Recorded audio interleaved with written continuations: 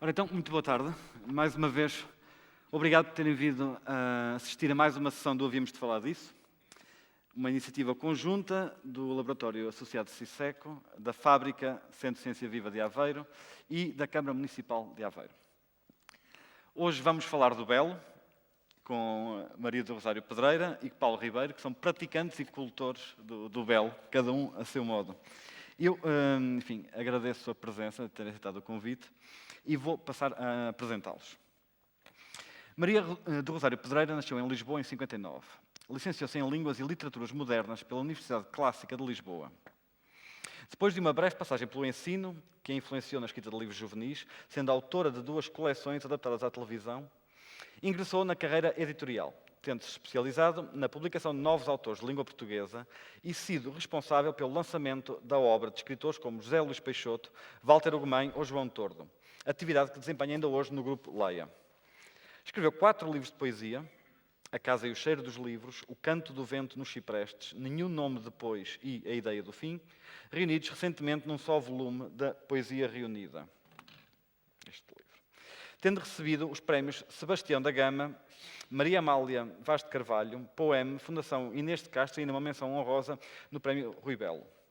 Os seus poemas estão traduzidos em vários idiomas e foram publicados em livro ou em revistas e antologias de diversos países. É ainda autora de letras para fado e canções, tendo escrito para Carlos do Carmo, Aldina Duarte, António Zambujo e Carminho, entre outros. Paulo Ribeiro nasceu em Lisboa, fez carreira como bailarina em diversas companhias belgas e francesas e estreou-se como coreógrafo em 1984, em Paris, no âmbito da companhia String Dance, da qual foi cofundador. Em 1988 regressou a Portugal, onde começou por colaborar com a Companhia Dança de Lisboa e com o Ballet Gulbenkian. A partir de 91, a sua carreira expandiu-se com a criação de obras para companhias de renome. Em 95, fundou a Companhia Paulo Ribeiro, para a qual já criou 15 coreografias. Em 96 e 97 foi comissário do ciclo Dancem, no Teatro Nacional de São João. Desempenhou, entre 98 e 2003, o cargo de Diretor-Geral e de Programação do Teatro Viriato e foi ainda comissário para a Dança em Coimbra 2003, Capital Europeia da Cultura. Em 2006, regressou ao Teatro Viriato para reocupar o cargo de Diretor-Geral e de Programação.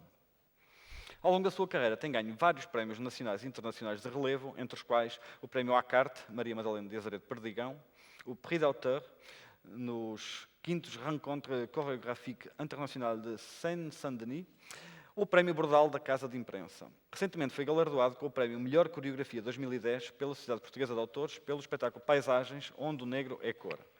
Claramente, tanto o currículo de um como de outro convidado estão muito resumidos, haveria muito mais para dizer, mas estão apresentados. Antes de iniciarmos a conversa, eu queria só relembrar o público que podem dirigir perguntas aos nossos convidados. Vão circular aqui os moços da fábrica, podem-lhes pedir os cartões, escrever a vossa pergunta, que será dirigida aos nossos convidados. E eu começava aqui pela Rosário, e aproveitando este excerto que nós vimos da peça arte,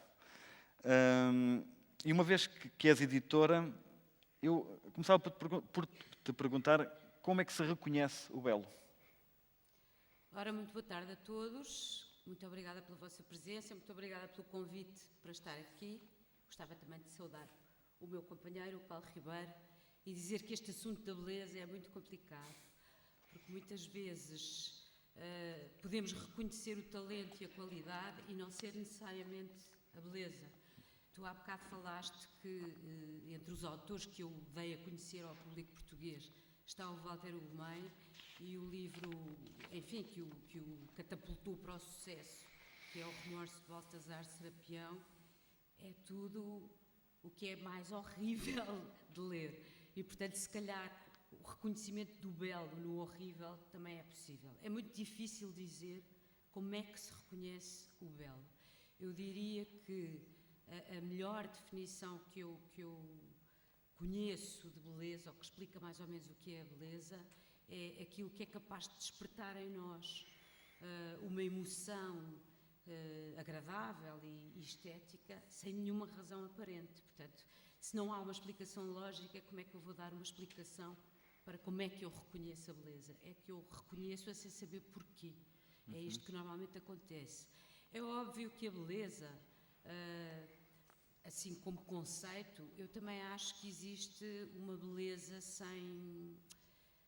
como ideia, como abstração. E acho que existe um denominador comum, que é, aparece uma criança que é linda e toda a gente diz que há ali beleza, quer dizer, não há ninguém que esteja contra. Ou há uma paisagem maravilhosa, sei lá, nos Açores, que ninguém é capaz de dizer que não é bela. Agora, o que é que faz disso belo contra outra coisa qualquer é que é muito difícil de definir. Mas eu acho que é essa coisa de despertar em nós uma emoção que tem que ver com prazer e com agrado, e que é uma coisa estética, sem haver uma explicação, sem nós conseguirmos perceber porquê. Acho que é a falta de explicação que justifica. E tu, enquanto editora, de vez em quando ouve-se falar destes programas de computador que escrevem ou que analisam texto. Tu achas que é possível haver uma receita para avaliar um texto, para reconhecer um texto, ou tem que haver sempre essa coisa, Eu acho que tem que haver sempre essa coisa. É evidente que na atividade que eu desempenho, essa coisa percebe-se até pelas outras coisas que tem lá dentro, que já eram livros, ou seja, nós percebemos muito bem, quando estamos a avaliar um autor que nunca escreveu nada, se é um autor que já leu, o que é que leu. E, normalmente, um autor que não leu nada e que quer escrever um livro, percebe-se imediatamente que não leu nada, porque escreve em tempo real, só usa o presente do indicativo, é tudo diálogos, não é capaz de uma descrição, ou então põe 20 adjetivos na mesma frase. Depois, com esta história dos cursos de escrita criativa, em que ensinam a esses potenciais autores que é muito importante saber definir as personagens, as pessoas fazem uma confusão bestial e, portanto, são capazes de escrever um romance em que dizem o Jacinto tinha não sei quantos quilos, não sei quantos metros de altura, não percebem que isso não interessa absolutamente nada para a literatura e, portanto, conseguimos perceber numa avaliação, enfim, de um primeiro autor, não só o belo, mas aquilo que é original, sendo que ele está a trabalhar com material que nós usamos todos os dias, ou seja, o mesmo material que eu uso para entrar num café e pedir uma bica é exatamente o mesmo que uma pessoa utiliza para escrever um livro. E é muito difícil, ou é cada vez mais difícil, de facto, fazer arte com isso, ou seja, fazer arte com aquilo que é um material, fazer uma combinação tal com a língua que cheira novo. E daí o filme também tem graça, que é como é que se consegue sempre reinventar aquilo que é, enfim, uma coisa de todos os dias, não é? Como é que se consegue fazer novo todos os dias. Mas eu diria que procuro mais aquilo que me parece novo, que me parece distinto, do que aquilo que me parece belo. Porque pode não ser, à partida, belo, até pode ser horrível, mas de facto Ou seja, diferente. A arte e a literatura não têm que assentar necessariamente no belo, não é? Acho que não. Acho que não. Mas ainda vamos aqui voltar. Paulo, mais na tua área, mas não só, porque também és programador, e, portanto, trabalhas com várias formas artísticas. O belo reconhece, inventa-se, é uma coisa que se vai aprendendo, de alguma forma.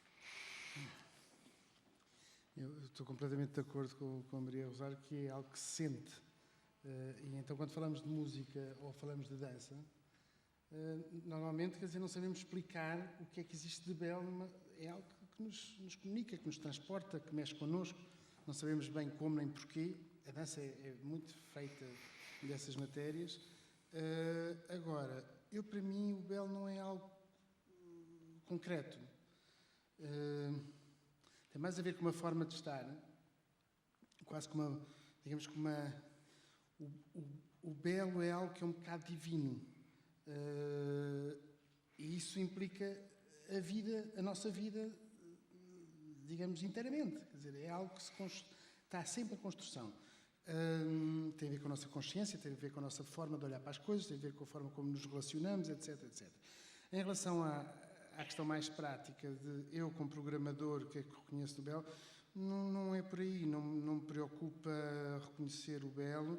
O que me interessa quando programo, nessa qualidade de diretor de um teatro, a identidade das pessoas, das obras. Eu acho que muitas vezes há assim uma espécie de corrente e as pessoas colam-se, na escrita deve ser a mesma coisa, as pessoas colam-se a correntes, a uma estética, a uma forma de estar e fica tudo muito uniforme. É quase um pouco que estava a dizer a Rosário, que tem que haver um criador antes da obra criada, não é? Que tem que haver... Exatamente, quer dizer, e essa tal identidade, no sentido de nós reconhecemos... O belo, para mim, tem a ver com essa integridade e com esse discurso que só pertence àquela pessoa. A Maria do Rosário só escreve à sua maneira, ninguém escreve como ela. Como ninguém escreve como Gonçalo M. Tavares ou Walter Hugo, etc, etc. Ninguém coreografa como a Pina Bausch coreografou no tempo, ou como o Forsyth, etc. Quer dizer, estas identidades, ou em Portugal temos alguns também, essas identidades são realmente as reveladoras do belo. Porque nós temos uma pessoa que trabalha de corpo inteiro. Quer dizer, o belo, para mim, tem a ver com uma espécie de consciência e de atenção aberta e universal. E é dessas matérias, então, que se vai construindo qualquer coisa que nos transcende. É engraçado que, sendo coreógrafo, eu sinto um pouco isto, que a dança é particularmente associada a uma ideia de beleza, se calhar... mais do que outras formas artísticas. Há uma identificação entre a dança, se calhar, e uma espécie de beleza. Será o aspecto mais plástico do corpo, do movimento, da música transformada em algo que se vê? Porquê é que achas que há esta associação? Se é que há. Há danças e danças. Claro, há a dança obviamente. que se olha ao espelho, há a dança que ilustra a música, e há a dança que tem a ver com preocupações contemporâneas, que tem a ver com uma dimensão política, que tem a ver com o que olha para o mundo que a rodeia e que é também, digamos, interveniente neste tecido social, não é? Portanto, a dança que a mim me interessa não é aquela que se olha ao espelho. Portanto, essa é uma beleza postiça, é uma coisa um pouco interessante. Quer dizer, eu acho que a beleza da dança, uma vez mais, é aquela que transparece no interior, é aquela que tem uma verdade interior e que o corpo, no fundo, reflete algo que tem uma urgência interior, que vem de dentro e que não é que venha para fora sem filtros, porque filtros depois há muitos, e os filtros têm a ver com de que é que estamos a falar, o que é que estamos a falar, que música é que utilizamos, como é que nos relacionamos com o outro, etc, etc, etc. Mas tem essencialmente a ver com esta matéria de verdade que nos rodeia e não o tentar decorar por decorar. Quer dizer, é como a arquitetura, não é? Quer dizer, nós fazemos uma casa onde nos sentimos bem. E nem sempre essa casa é forçosamente muito bela. Mas depois tem um rasgo, tem algo que comunica de outra maneira. E é isso, quer dizer, a dança não pode andar cheia de bibelôs, pôr uma florzinha aqui para ficar mais bonito, tal e não. Isso é falso, isso é postiço, isso não pertence à arte propriamente dita. Mas, enfim, há uma dupla visão que por vezes ouvimos, enfim, de quem acha que o valor estético de uma obra, seja de que era for, também na literatura, é o seu valor máximo, portanto, e que a arte deve tentar atingir esse valor estético máximo como um fim em si mesmo, e quem acha que a arte, às vezes, tenha que ter outro tipo de fins, ou políticos, ou de crítica, ou de reflexão social, enfim, de outro tipo. É uma coisa em que pensas, ou para ti está tudo junto e está tudo... Para mim está tudo junto. Para mim o estético tem a ver com essa questão onde está tudo incorporado, onde tudo faz sentido. Quer dizer, eu sei lá, eu associo imenso, por exemplo, dança, uma imagem super simples e simplista, e nós... Quando nos alimentamos, há muito agora esta coisa dos novos chefes e da cozinha e da culinária e por aí fora, nós saboreamos o prato. E há realmente, muitas vezes, o que é interessante é a mistura de sabores e não a forma como o prato está apresentado. Essa visão da dança como a questão estética é redutora e é uma forma de olhar uma só forma de olhar, porque, no fundo, nós podemos colocar a questão estética como uma questão completa. Há bocado falei assim, sem querer, da Pina Bausch, mas praticamente toda a gente conhece o trabalho da Pina Bausch, de uma forma ou de outra. agora com o filme Wim Wenders, etc., as pessoas passaram pelo trabalho dela. E realmente aí há uma questão estética e anti-estética, e há tanta coisa mostrada, e uma dimensão política forte, algo muito cru, algo muito violento às vezes, como ao mesmo tempo algo muito poético, e estas forças estão sempre em combate, a provocarem-se umas às outras. Eu acho que aí, sim, talvez, digamos, este confronto entre várias correntes, várias coisas contraditórias, vários contrastes, faça realmente a dimensão estética na sua plenitude. Quer dizer, eu gosto muito mais de olhar para as coisas dessa forma do que separando. Do que o espelho, para alguns. Sim, porque eu acho que essa história do bailado para se ver ao espelho é uma coisa que se calhar é a técnica pela técnica sem mais nada. E portanto é difícil também, pode-se encontrar beleza aí, mas beleza na perfeição da execução e pouco mais. Eu diria que é muito mais interessante um Picasso, mesmo numa Guernica, do que o Menino da Lágrima, por mais bem pintadinho que esteja, não é? Porque há de facto um lado de conteúdo e não só de técnica, que é de facto preciso para haver beleza, para haver sentido nas coisas. E nos livros também é algo que... Eu acho que sim, porque senão toda a gente que escreve ortograficamente e com a pontuação correta poderia escrever um livro e não pode. E muitas vezes a linguagem é até virada do avesso e corrompida para dar aquilo que é a literatura. Portanto, um escritor que muitas vezes vira a língua ao contrário e faz coisas perfeitamente impensáveis é muito melhor do que aquele que sabe toda a gramática, é capaz de escrever uma história com uma estrutura, enfim, clássica, mas depois a gente faz só o livro e quanto tempo é que aquilo fica connosco? Muito pouco, se calhar. Há aquela frase, aquele verso do Manuel de Barros que diz que aprendeu a língua até ao fundo para poder errá-la até aos dentes. Exatamente. Não é? Eu acho que é muito isso também. Rosário, tu tens um universo estético muito marcado na tua poesia, e mais tarde espero convidar-te aqui a leres um poema teu, que obviamente passa pelo vocabulário, passa pelos temas, passa pela forma como o teu ângulo sobre as relações humanas. Que depois, enfim, enquanto editora, tu estás a avaliar e a trabalhar com universos estéticos muito variados que podem ter muito pouco a ver até com o teu, imagino eu. É um exercício de destacamento ou simplesmente de abertura a outras línguas? Ou seja, como é que tu geres essa... Bem, eu acho que sou muito mais leitora do que escritora. Aliás, eu em 15, 16 anos publiquei 4 livrinhos de 50 páginas. Portanto, eu não produzo sequer com grande frequência. E, portanto, considero-me, desde sempre, muito mais leitora do que escritora. E, aliás, devo dizer que acho que sou uma felizarda por poder trabalhar nos livros, porque, na verdade, se eu quiser ser completamente sincera, eu acho que não sei fazer mais nada do que ler e escrever. Portanto, não fui sempre zero a matemática, sou uma nova na cozinha, só consegui tirar a carta de condução já depois dos 40 e mesmo nos amores. A minha poesia já diz muito, mas a verdade é que só arranjei alguém que quisesse casar comigo com 44 anos. Portanto, acho que na verdade tenho muita sorte de ter essa profissão, que eu digo que mais do que edição, porque às vezes eu não preciso de editar, eu preciso de ler, não é? Acho que sou mais a primeira leitora de alguns escritores.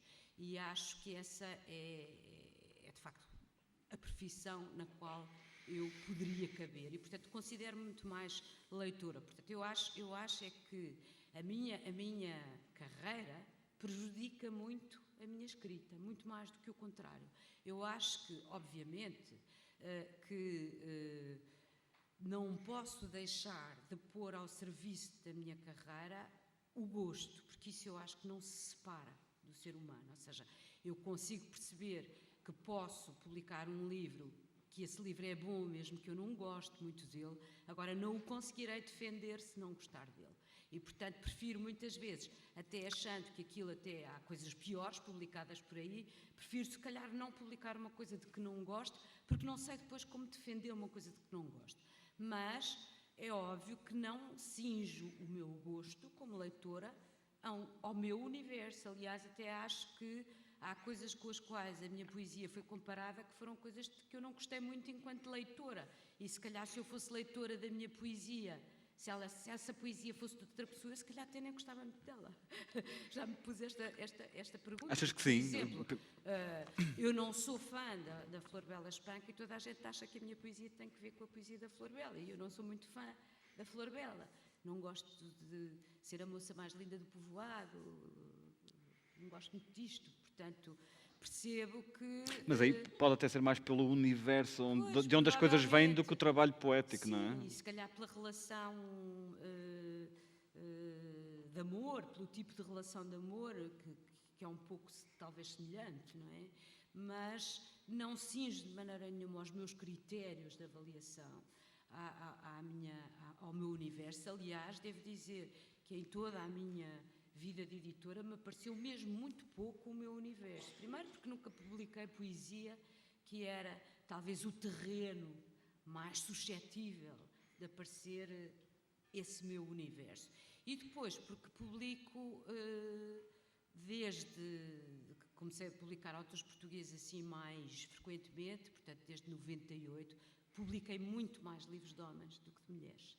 E eu acho que o meu universo é um universo muito feminino, portanto também era difícil encontrar nos livros que eu publiquei coisas que fossem parecidas ou que tivessem formas de pensar como são as minhas. E acho que isso não me influenciou nada. Aquilo que eu escrevo é uma coisa de tempos livres e a edição é uma coisa que eu acho que é a minha vida e que a minha vida é muito...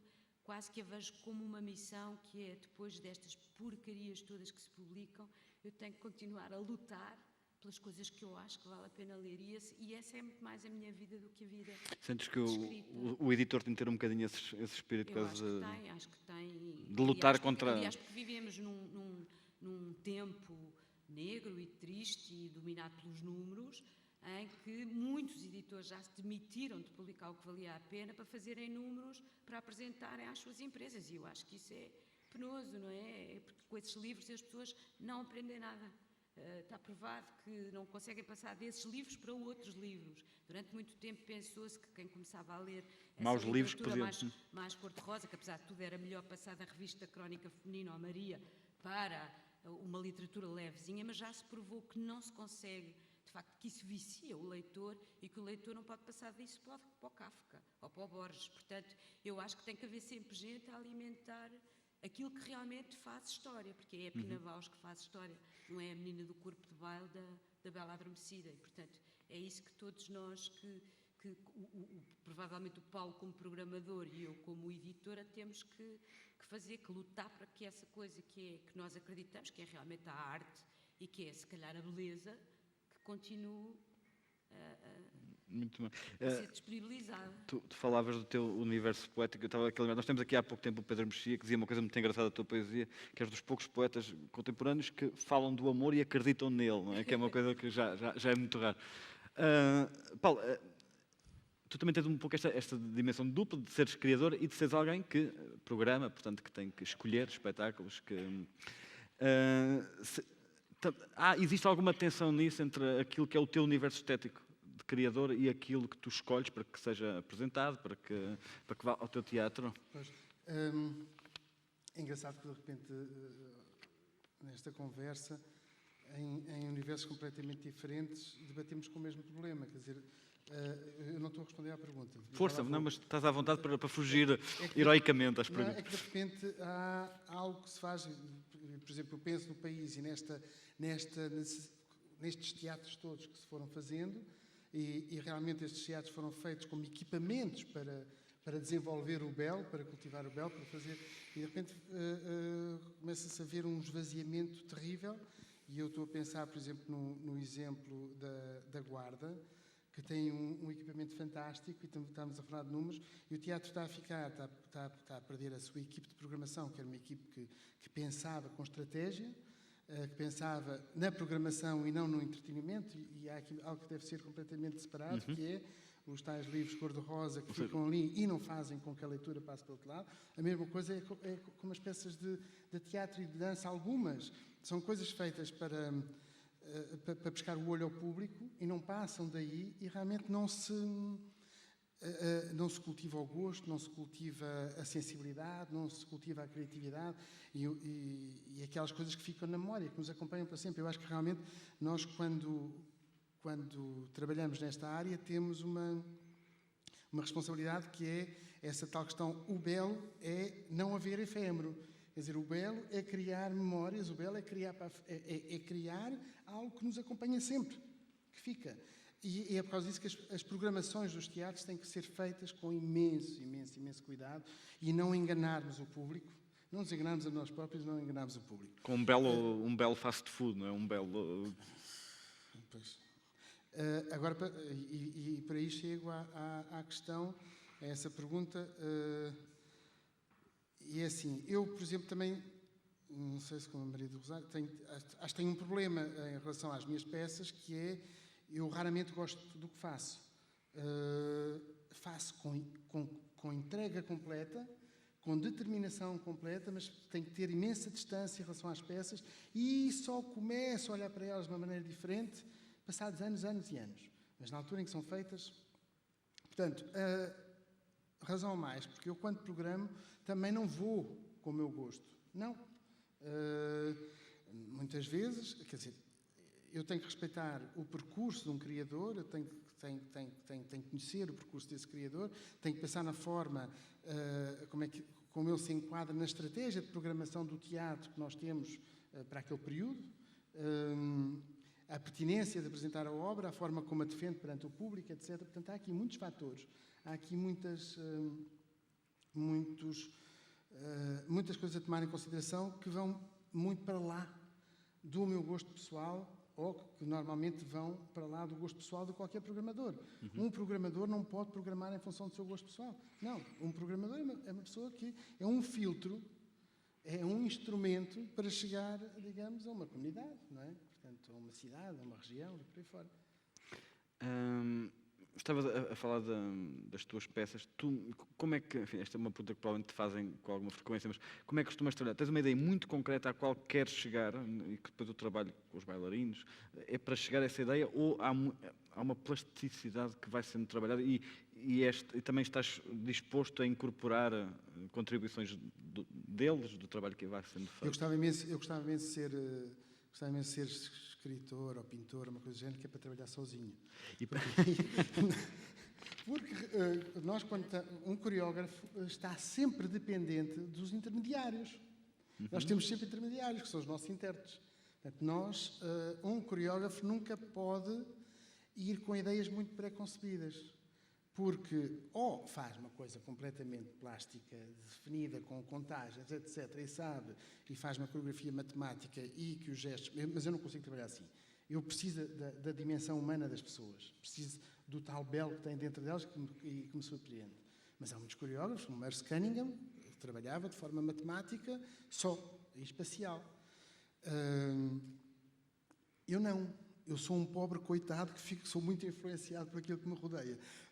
Agora... Mesmo não querendo, ou seja, te partes com alguma resistência? Não, estou a brincar. Mas o que eu gosto imenso, por exemplo, é de tirar o melhor do intérprete que tenha a perceber. Nós somos muito... A maior parte dos coreógrafos tem aquela dimensão... Temos uma dimensão de psicólogos também. E com os anos vamos percebendo os pontos fracos e os pontos fortes dos intérpretes, das pessoas, e depois é uma matéria muito interessante a ser desenvolvida e fazer com que as pessoas se transcendam. Depois nós próprios acabamos também por nos transcender e por aí fora. Agora, em relação às minhas peças, é muito diverso. Quer dizer, a última peça que fiz foi sobre o Jim Morrison, portanto, tinha a ver com... E na primeira era só um disco, o American Prayer, que foi um disco póstumo. Portanto, fiz realmente à volta daquele universo, daquela pessoa e daquela música. Mas, por exemplo, em 2001 fiz uma peça que se chamava Silicone Não, com textos do Jacinto Lucas Pires. Portanto, o Jacinto ia escrevendo e eu ia coreografando, etc. Portanto, aí o espaço era muito mais aberto. No fundo, foi algo que se foi construindo. Não tenho, sinceramente, acho que não tenho receitas, não tenho um método muito definido. Mas começaste por dizer que gostarias de ser escritor, mas existe sempre essa ideia utópica de um dia fazer uma peça exatamente como a pensaste ao início, ou não? Ou este processo é algo Eu já que desisti. Já Já desisti. Sim. E, aliás, acho que é interessante justamente ter este espaço de descoberta e de desconhecido. É muito excitante esta... não saber o que é que... E aterrador também. Há momentos que é completamente aterrador. E acontece muitas vezes de nós não conseguirmos passar para o intérprete aquilo que estamos a sentir e as palavras não serem suficientes e haver ali... Muitas vezes há divórcios sérios, quer dizer, até pessoas com quem nos entendíamos bem ou pensámos que na audição fazem-se estas audições, as pessoas... Eu acho que a relação entre um coreógrafo e o intérprete de dança não é algo que se faz ao longo dos anos. E tenho a impressão que aquela cumplicidade só se começa a criar a partir da terceira, quarta, quinta criação. Realmente quase como uma relação amorosa, não é? Sim, é preciso tempo, é preciso história. E que às vezes não funciona. É preciso história. Rosário, não sei se queres aqui acrescentar alguma coisa. Acho que o Paulo falou aqui da escrita como algo que sai exatamente como... Eu não sei se é tanto assim, não é? Os autores, eu digo, mas muitos outros autores devem dizer também que as personagens nem sempre vão para onde nós queremos que elas vão, não é? Eu acho que até saiu um artigo há pouco tempo, um bocadinho a gozar com os autores por eles dizerem que muitas vezes as personagens os levam... Sim, por ser um clichê, não é? Ou o Lobo Antunes diz que é a mão que escreve, não sei. Mas efetivamente às vezes... Eu escrevi muito pouca ficção, portanto penso que na ficção isso é mais verdadeiro, ou seja, nós tínhamos provavelmente um plano inicial e à medida que vamos escrevendo aquilo vai-nos levando para outros lugares. Não sei se são os personagens que nos levam. Eu lembro que uma vez a Mafalda Eve Cruz, numa sessão também na Culturgest, que lhe disseram, então, mas o seu livro começava com um homem, o homem é que parecia a figura principal e de repente passa a ser uma mulher, e ela ficou a pensar e disse, sim, tocou o telefone, ele foi lá e era uma mulher e de repente eu interessei-me por essa mulher. E eu achei a explicação notável, porque não estava no programa, mas de repente aquele telefonema muda o sentido de um livro. E penso que isso acontece com muitos escritores, que é nós não sabermos bem para onde é que as palavras e os enredos nos levam. E acho que isso acontece talvez mais com a ficção. Mas lembro-me do Eduardo Prado Coelho, uma vez numa sessão na Feira do Livro sobre poesia e ficção, ter dito uma coisa muito engraçada, que os romancistas eram essencialmente neuróticos. Eram tipos que, enquanto estavam a escrever um romance, não podíamos falar com eles, porque eles acordavam com aquelas pessoas, lavavam os dentes com os seus personagens, não atendiam o telefone, estavam completamente embaralhados, ao passo que os poetas eram mais psicóticos, porque eram os tipos que não sabiam bem dizer de onde é que vinha aquele primeiro verso que os levava a de facto escrever um poema. E muitas vezes é assim, nós não sabemos bem, não é uma coisa... Ouvem-se vozes de alguma... Não sei se é uma transcendência, mas de facto há ali um verso que vem de algures e muitas vezes, aliás, nós temos medo que esse verso não seja nosso. Eu lembro-me que no meu segundo livro, em vésperas dele sair, tive um pesadelo em que saía um artigo do Público de uma jornalista a dizer que aquele livro já existia. Era todo de um poeta americano e era uma mera tradução do livro. E eu ficar em pânico, porque não conhecia esse poeta americano, mas no sonho aquilo que era importante era que ninguém, nem os meus amigos, acreditavam em mim. Isso é que era a coisa pior. Era eu dizer que não conhecia o poeta, mas o livro era mesmo igual, portanto era impossível. Isso é a angústia da influência levada ao infinito, não é? E o Eduardo Lourenço contou uma história uma vez muito, muito engraçada também na Casa Fernando Pessoa, que ele sempre admirou os poetas, porque nunca foi capaz de escrever poesia, e um dia achou que tinha escrito uma coisa que era um poema. E ficou todo contente, porque finalmente na sua vida, ele, que era um grande admirador dos poetas, tinha conseguido conceber uma coisa que ele achava que era um poema. E uns dias à frente, consultando um livro, percebeu que o poema não era dele, de facto. E acho que todos nós vivemos um bocadinho esse pânico, todos nós que lemos muita coisa, às vezes não sabemos se aquela frase ficou na nossa cabeça e não é nossa, não é? Mas penso é que não sabemos de facto, muitas vezes, de onde é que ela vem, ou seja, que há ali um lado que é pouco consciente e que é muito diferente no poeta e no romancista, que constrói o seu enredo, que a história pode levá-lo para outros lados, mas ele tem uma ideia normalmente inicial. E eu acho que o poeta não tem, que o poeta vai na rua e de repente há aquela centelha que pode ser meia dúzia de palavras, que muitas vezes nem no poema depois que é lido estão no princípio, porque ele depois trabalha, faz oficina e aquilo até vai parar se calhar ao último verso ou a um verso do meio. Mas há de facto essa coisa a mim aconteceu, por exemplo, quando reuni os livros num volume e que, portanto, voltei atrás e tive que reler coisas que não relia há mesmo muito tempo. Havia coisas que eu não me lembrava de ter escrito. E havia coisas, ao mesmo tempo, que me chamaram recordações malquistas. Lembrei-me o que é que tinha sentido e foi penoso. E foi penoso. Mas, de facto, muitas vezes também já me aconteceu com um poema que eu até leio mais vezes quando nos escolhem, são aqueles poemas que nós achamos que causam efeito nas audiências. Lembro-me que quando o acabei e o reli, não tive a noção que tivesse sido eu a fazer aquilo, ou seja, achei bonito, sem vaidade, porque parecia que não era meu. Conseguiste ter um distanciamento imediato. É, aquela coisa de, isto até é bom. Uma coisa estranha. Esta tipa faz-se. Esta tipa faz-se. E Rosário, com tantos anos de experiência enquanto editora e autora, consegues ter para ti uma ideia de como é que se constrói uma norma estética? Ou seja, por que motivo autores como, podemos pensar no Herberto Helder ou no Saramago, por exemplo, que se tornam quase autores do cânon, não é? E este processo de onde é que vem? Quem é o responsável por isto? São os leitores? O público? São os críticos? São os outros autores? Quem achas que fixa este... Eu acho que há no tempo, vamos falar num tempo do Herberto, porque obviamente que isso hoje é muito diferente, porque há muito mais gente a ler, não necessariamente bem, mas há muito mais gente a opinar, há o Facebook, há milhares de maneiras de promover e de fazer com que um autor seja falado, seja convidado para tudo, seja, essas coisas hoje são um pouco diferentes. Eu diria que no tempo do Herberto, ou da Sofia, ou do Eugênio, que isso passava muito pela academia, ou seja, passava pela universidade, pelos professores que diziam sim. Agora, não passava só por aí, passava obviamente pelos leitores que talvez na altura fossem muito menos, mas fossem leitores melhores, fossem leitores mais cultos, fossem leitores mais interessados em mais ávidos, um autor. Talvez. Uma coisa que eu hoje encontro frequentemente é, estou a ler um livro muito giro. De quem é? O autor não me lembro. Isto era impossível quando havia poucos leitores, porque os poucos que havia sabiam muito bem de quem era o livro, sabiam muito bem acompanhar a obra de um autor. Eu lembro-me na minha juventude que me apaixonei pela Marguerite Duras e li tudo da Marguerite Duras.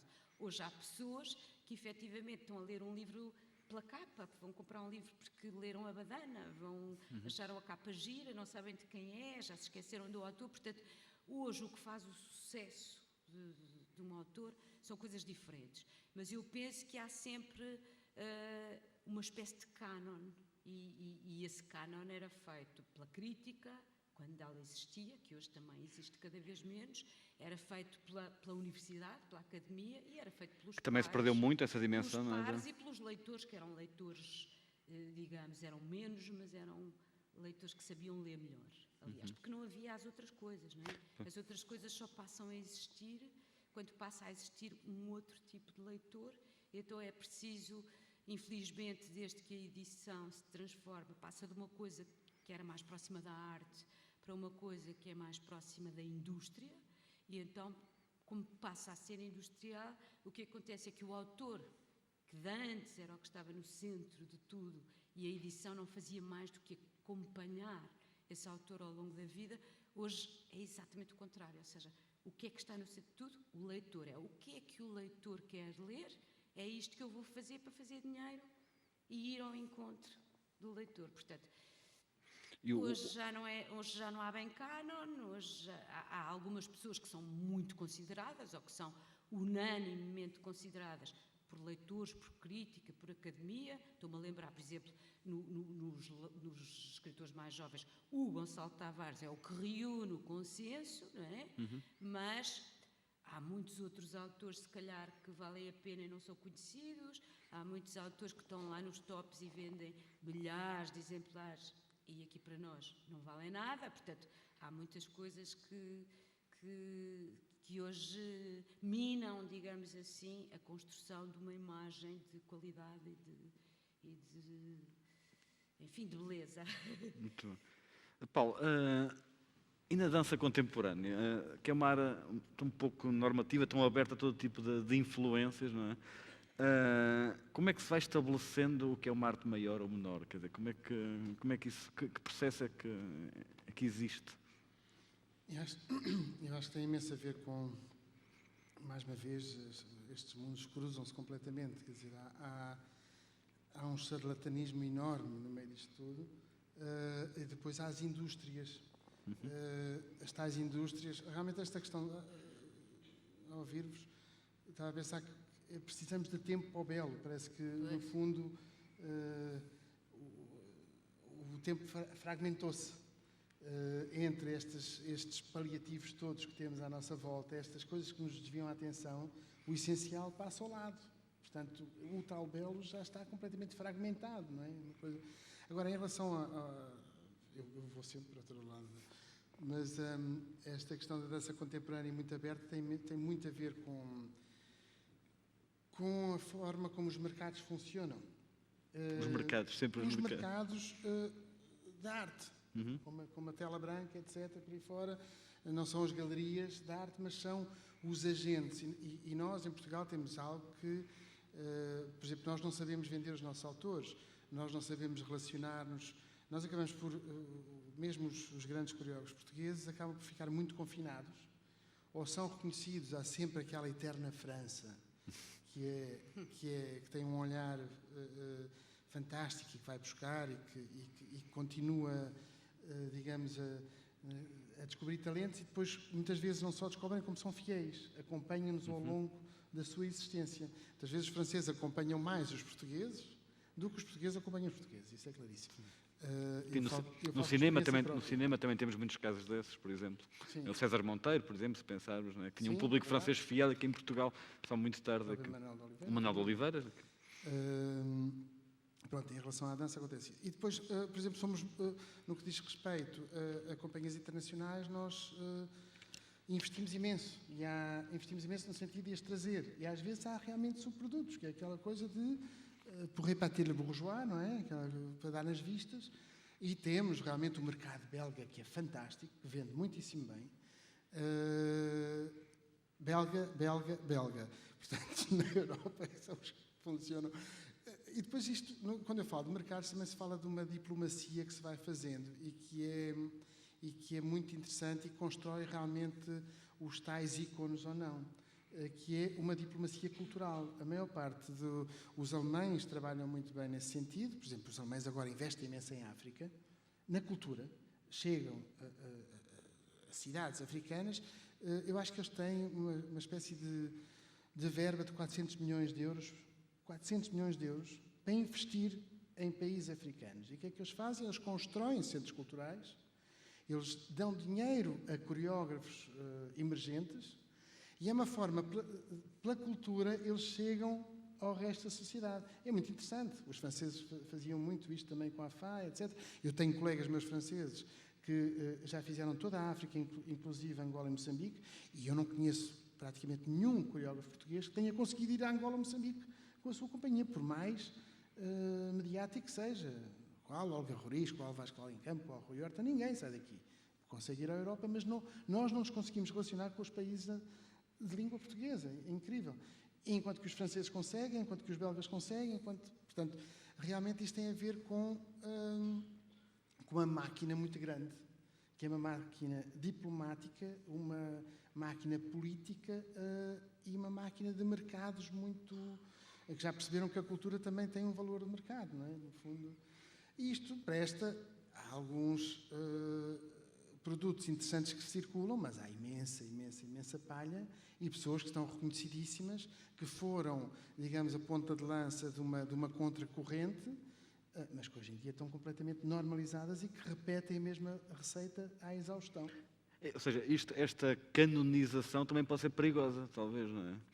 Que alguém que se vê nesse cânon fica preguiçoso, não é? Ou pode ficar preguiçoso. Achas que isso pode acontecer também na área da dança? Completamente. Uma pessoa repete as mesmas fórmulas.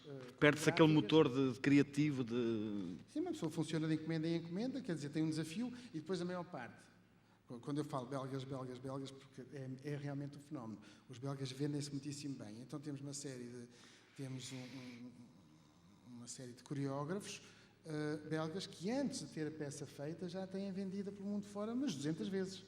Portanto, eles não podem excepcionar, eles têm que ir com a mesma receita para manter a mesma circulação. Mas é assim uma coisa avassaladora, porque antes de estar feito já está super vendido. E pronto, portanto, no fundo, claro que eu acho que tem que haver sempre alguma urgência, alguma vontade. Uma pessoa não pode criar todos os anos. Não dá. Acho que é preciso tempo também para ir buscar, para que a fonte... Para voltar a encher o copo. Completamente, quer dizer... E para ter experiências, para perceber, para ter alguma distância em relação àquilo que é feito. Portanto, a partir do momento em que se produz, eu não acredito que seja possível de se continuar a ser pertinente ou ter um discurso interessante a partir do momento em que, no fundo, a corda tem que romper, não é? A fonte tem que secar. Que também acontece nos livros, não é? Aqueles autores que... Eu acho que isso acontece sobretudo porque, durante muitos anos, os escritores eram pessoas que tinham profissões que não tinham nada a ver com a escrita, e a escrita era uma atividade de tempos livres. E a partir do momento em que a escrita se profissionalizou, ou seja, as pessoas querem viver exclusivamente da escrita e, portanto, num país pequeníssimo como Portugal, não conseguem que os direitos da venda dos seus livros que deem para viver o ano inteiro, que paguem um ordenado. E, portanto, ou têm que escrever livros todos os anos, e naturalmente que a produção literária se ressente, porque é impossível um escritor, a menos que seja um gênio, não sei, mas ter boas ideias e fazer bons livros todos os anos, livros que não sejam iguais aos que já fizeram, não é? Ou, obviamente, tem que deitar mão à escrita de outro tipo de coisas, ou escreve para jornais, escreve peças de teatro, faz guiões, etc., mas que também são atividades que muito o distraem da sua produção, digamos, literária. E, portanto, obviamente que se é preciso fazer muita coisa, também não há esse distanciamento e acaba por ficar tudo um bocado empastelado. E por se perder leitores, porque isso tem custos muito grandes. Por exemplo, o facto do Lobo Antunes todos os anos ter um livro fê-lo perder leitores, porque ninguém tem... quer dizer, ninguém consegue acompanhar aquela produção. Ele tem um livro de crónicas e um romance por ano. Quer dizer, é muito difícil para um leitor de um autor estar sempre ali. Há uma coisa engraçada que tu me dizias há tempo. Dizer, eu ainda não li os 3 anteriores e já está a sair mais um, não é? Portanto, acaba por perder leitores e acaba por vender muito menos do que vendia se fosse mais moderado. Agora, há pessoas que também não sabem fazer outra coisa e, portanto, precisam de em contínuo estar a dar asas à sua criatividade e a pôr livros cá fora, pronto, não é? Mas eu acho que de facto, não se fazem obras-primas anuais, que é preciso, até porque é preciso, parece-me a mim que para escrever bem ou para fazer... ou para pintar, é preciso ver os outros, é preciso ver o que é que os outros fazem. Uma coisa que eu sinto é que as pessoas que escrevem às vezes leem pouco, sobretudo aqueles que já chegaram, não vou dizer que não são consagrados, mas que já chegaram a um ponto em que são conhecidos, não se interessam nada pelo que veio depois deles, que é uma coisa que a mim me faz muita confusão, porque eu então, mesmo com autores estrangeiros, estou sempre a ver o que é que os novos É um bocado o que estava o Paulo a dizer, que depois de se ficar consagrado há uma tendência... Há uma tendência de acomodação, não é? E eu acho que isso é estranho, porque no mundo inteiro se estão a produzir coisas diferentes todos os dias, portanto é bom também uma pessoa reservar-se um tempo para olhar, para observar e não só para fazer, e porque eu acho que da observação nasce muita coisa na nossa própria obra, não é tudo umbigo, não é? E, portanto... É engraçado que o CISEC é um laboratório científico e isso na ciência também acontece. Não é? Também acontece. Aqueles cientistas que conseguem um grande feito e depois passam o resto da vida a dar conferências sobre esse feito. Não é? Embora também haja depois o contrário. Ouvimos por vezes alguns autores ou criadores que dizem que estão a trabalhar para a posteridade, não é? Para que sejam lidos. E, na verdade, existem, enfim, há autores que foram reconhecidos no seu tempo de vida, o Tolstói, o Flaubert, etc. Mas também há aqueles que só depois de mortos é que puderam usufruir da fama, não é?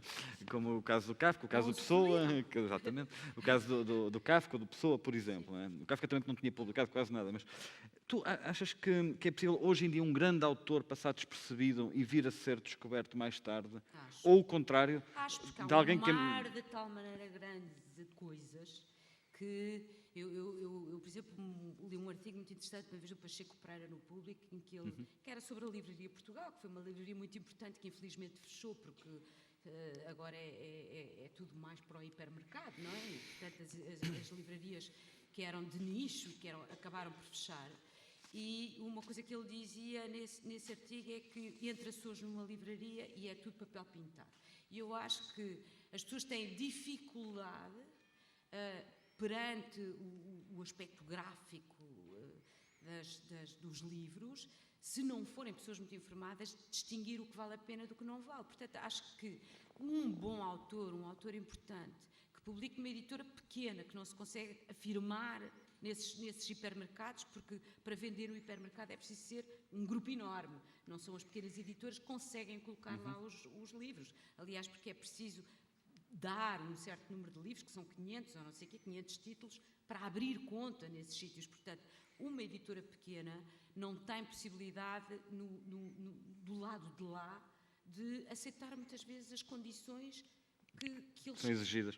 Que são exageradas, quer dizer, que têm que dar 50%, que têm de desconto, que se quer uma montra tem que pagar, se quer um destaque tem que pagar, quer dizer, e portanto é possível que um autor que, por exemplo, não queira decididamente publicar num grupo destes grandes como aquele em que eu trabalho, e há muitos que se recusam, que não gostam, que eu percebo, porque gostam de decidir a sua capa, gostam de decidir, não querem que se metam no marketing, que lhes digam esta capa não entra. Portanto, eu percebo isso e acho que um autor desse tipo, que publique numa editora muito pequena, pode ser descoberto por meia dúzia de pessoas, mas essa meia dúzia de pessoas, se calhar, não o consegue fazer dar o salto para ele ser reconhecido por instâncias mais importantes, como a da crítica. Ou como... E o contrário, acho que pode acontecer de alguém que, como há muitos casos célebres em França, por exemplo, de alguém que era o grande autor do seu tempo e que, passado 50 anos, ninguém já lê, ninguém já conhece. Claro, isso aconteceu com o Júlio Dantas, por exemplo, que nós hoje dizemos pessimamente e que vendia horrores, não é?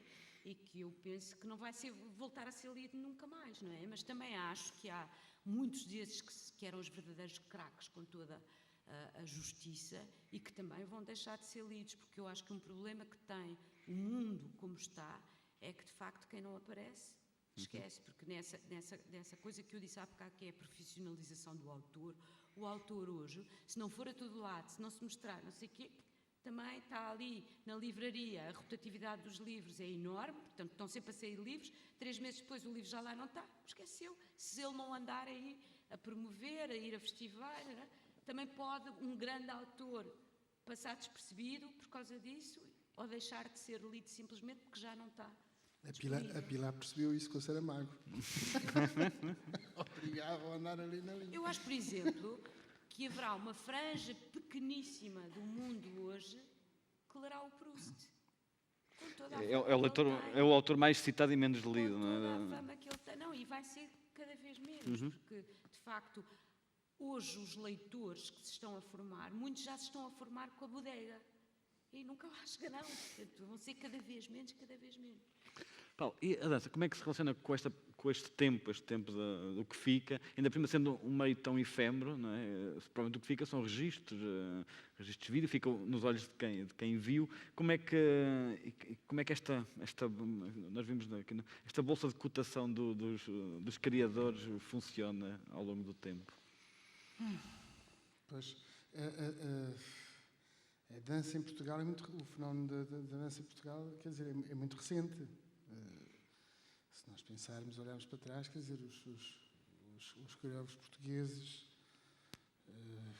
estão praticamente todos vivos, não é? Quer dizer, o tal fenómeno da nova dança dos anos 90, já não é tão nova quanto isso, mas digamos que a dança contemporânea portuguesa começou a afirmar-se e a ter visibilidade nos anos 90. E para trás há o Vasco Alencamp com uma linguagem neoclássica e pronto, no fundo... Quer dizer que ainda não há uma amostragem temporal? Não, e depois para trás do Vasco são coreógrafos, os Trincheiras, etc. São coreógrafos que aos quais faltava uma certa identidade, que faziam em função de uma moda, de uma coisa que estava a acontecer, mas não tinham linguagem própria. Portanto, em relação à dança, o tempo é que dirá, mas eu tenho a impressão que aquilo que se faz hoje em dia, algumas das peças que foram feitas nos últimos 20, 30 anos, serão... o que nos falta também em Portugal mais uma vez, são companhias, quer dizer, porque nós temos a Companhia Nacional, que hoje em dia faz criações, mas também repõe repertório, e tínhamos o Ballet Gulbenkian. Portanto, nós temos de ter companhias de repertório, porque nesta altura o que acontece há companhias de autor. Mesmo as companhias de autor, nenhuma consegue ter uma equipe a tempo inteiro, portanto, trabalha por projetos. E não temos as tais grandes companhias com intérpretes versáteis que possam remontar as obras. Portanto, o que vai ficar ou talvez estas obras de alguns portugueses sejam remontadas por companhias estrangeiras, ou a Companhia Nacional, que espero que nunca acabem com ela, será então o fiel, digamos, que vai guardar esta memória, ou então os vídeos, não é?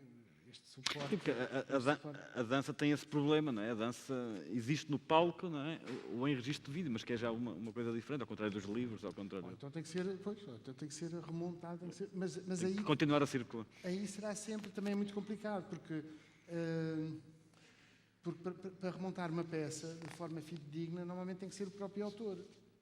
Se ela é feita, mais ou menos, uma vez mais, com intermediários, já não é a mesma coisa. Intermediários que são as pessoas que repõem a peça. Já não é a mesma coisa. Portanto, a dança, eu acho que a dança está condenada, sim, ao efêmero mesmo. Portanto, aquilo que se fez, sobretudo a dança contemporânea portuguesa, aquilo que foi feito, só pode ser guardado, só pode ser visto de forma fiel através do suporte da imagem, do filme, do vídeo, por aí fora. Muito bem. Já temos aqui algumas perguntas. Se ainda quiserem, ainda há tempo para dirigir as vossas perguntas aos nossos convidados. E eu queria aproveitar para pedir ao Rosário, não sei até que ponto o público é ou não conhecedor da tua obra, certamente muitos a conhecem, se podias ler um poema, que eu acho até que se relaciona um bocadinho com o tema. Eu sugeria a arte poética, mas se tu preferires outro... Deixa-me ver. Eu não danço, não é? A seguir, um pequeno soldo. Ora, então, arte poética. Num romance, uma chávena é apenas uma chávena, que pode derramar café sobre um poema, se o poeta, bem entendido, for a personagem. Num poema, mesmo manchado de café, a chávena é certamente a concha de uma mão, por onde eu bebo o mundo em maravilha, se tu, bem entendido, fores o poeta. No nosso romance não sou sempre eu quem leva as chávenas para a mesa, a que nos sentamos de noite, de mãos dadas, a dizer que a lata do café chegou ao fim. mas a pensar que a vida é que já vai bastante adiantada para os livros todos que ainda pensamos ler. No meu poema, não precisamos de café para nos mantermos acordados. A minha boca está sempre na concha da tua mão. Todos os dias há páginas nos teus olhos. Escreve-se a vida, sem nunca envelhecermos.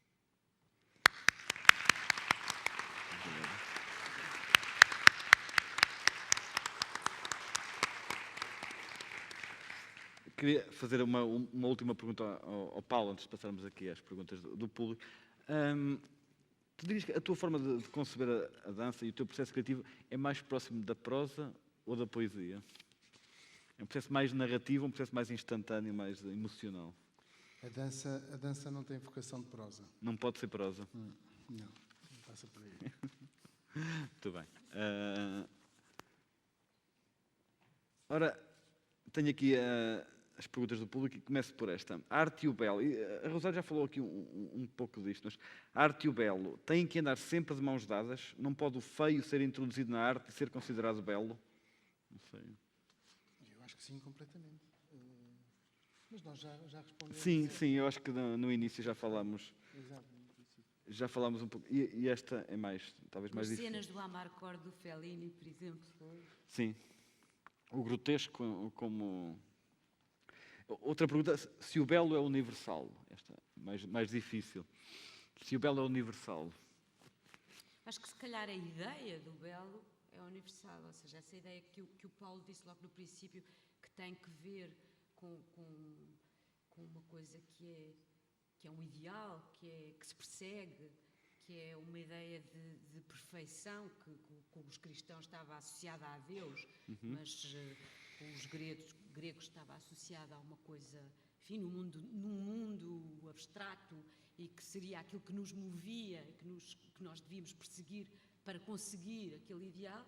Eu acho sim que essa ideia é universal. Agora, uma beleza universal, eu acho que não, porque a beleza, quanto a mim, está também muito nos olhos de quem a vê, e varia de época para época, ou seja, os modelos de beleza do Renascimento não são iguais aos da contemporaneidade, e, portanto, os modelos de beleza mudam de país para país. Aliás, se pensarmos África, a Ásia e a Europa, têm modelos de beleza completamente diferentes. Portanto, eu diria que...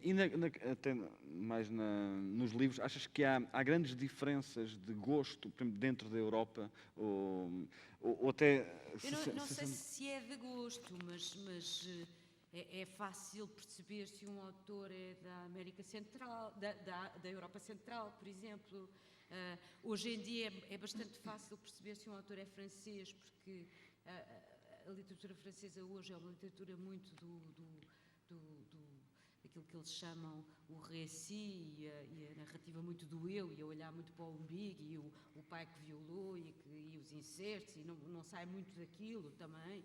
E tem outros autores, logicamente, que não são assim, mas que é fácil perceber que a literatura anglo-saxónica, toda ela tem um tipo, ou seja, privilegia a maneira como a história é contada e a história, coisa que não acontece com os franceses. Portanto, acho que há gostos por países. Por exemplo, a nossa literatura até ao 25 de Abril era uma literatura muito social, digamos assim, muito menos individual e dos dramas do eu do que dos dramas de uma sociedade. Do neorrealismo. Até porque fazia sentido reagir contra aquele fechamento e contra aquilo que era aquela miséria, aquele horror. Portanto, eu acho que há, de facto, épocas que marcam dinâmicas estéticas e, portanto, não creio que o belo seja universal, porque vai mudando. Não é? Há uma dimensão cultural e social no que consideramos, não é?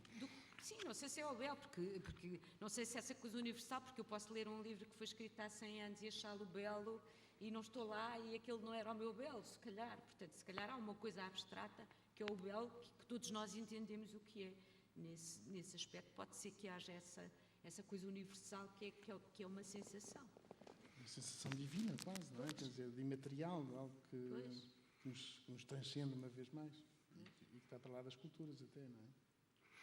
Mas também sentes... Aliás, só uma coisa, em relação à literatura sul-americana, eles têm muito essa dimensão justamente Pois, de dar um bocado um passo para o além sempre, não é? exato. Tem uma dimensão espiritual muito forte, a maior parte. E esta questão, por exemplo, que falávamos aqui de haver gostos regionais, também se nota na dança, ou a dança acaba por ser mais de circular mais fluidamente e não haver essa região demarcada? A dança está muito associada a quem a faz. Quer dizer, os coreógrafos portugueses são todos super diferentes uns dos outros. E têm preocupações muito diferentes. Achas que quem está de fora não consegue ter uma ideia do que é a dança portuguesa? Não consegue fazer essa... Acho que não. Porque a Olga Roriz é diferente de um Vasco, de um Rui Horta, de uma Clara, de uma Vera Mantero. São todos muito diferentes. Cada pessoa tem realmente uma especificidade muito própria. Não há. Eu acho que a identidade da dança portuguesa é a sua diferença. É a força das suas identidades somadas. E não uma corrente. Como, por exemplo, nós pensamos na dança francesa, na dança contemporânea francesa, há uma espécie de coisa mais ou menos dedilhada, pointillé, sei lá, de pequenos gestos, de pequena... não sei se é uma herança de Luís XIV ou uma coisa do género, mas a verdade é que há algo assim do detalhe da pequena, que caracteriza os diferentes coreógrafos. Se formos para a dança belga, vamos ver a malta a mandar-se para o chão, vamos ver a malta a despir-se e a ter assim uma violência grande. As peças são sempre muito violentas e muito agressivas e muito rasgadas. Isso é dança belga. Os americanos têm aquela coisa mais abstrata, mais do espaço, mais das contagens, mais dos satélites, diria, mais quase astrológico. Mas será que um estrangeiro não diz também qualquer coisa da dança portuguesa? Que não diz, tu que estás dentro... Não diz. Já fizeste o teste, já perguntaste. Tenho a certeza que não diz. Muito bem, portanto, não temos muitos criadores, mas são muito diferentes entre si. São muito diferentes, não. Realmente, a maior parte do que acontece é que é verdade isto que eu estou a dizer. Os estrangeiros olham para nós como realmente uma espécie de ovnis, assim. Também na dança, não é? Também na dança. Porque já vieram, que gente é esta? Pois. Muito bem. Bem, nós hoje vamos terminar a sessão mais cedo, vai haver cinema, portanto não nos vamos demorar muito. Eu queria agradecer aos nossos convidados. Posso fazer uma pergunta? Claro. Nós fomos escolhidos pelo ano de nascimento. Nasceram no mesmo ano? Não sabia, não. Não, porque tu tinhas isso escondido na biografia. As senhoras é que costumam esconder. Costuma ser ao contrário, mas aqui, o divo da dança trocou-nos as voltas. Eu pedi uma grande salva de palmas para os nossos convidados. E queria terminar só com uma citação de um poema da Oda, uma urna grega, em que ele diz: beleza é verdade, verdade é beleza, eis tudo o que sabeis aqui e tudo o que precisais de saber. Muito obrigado.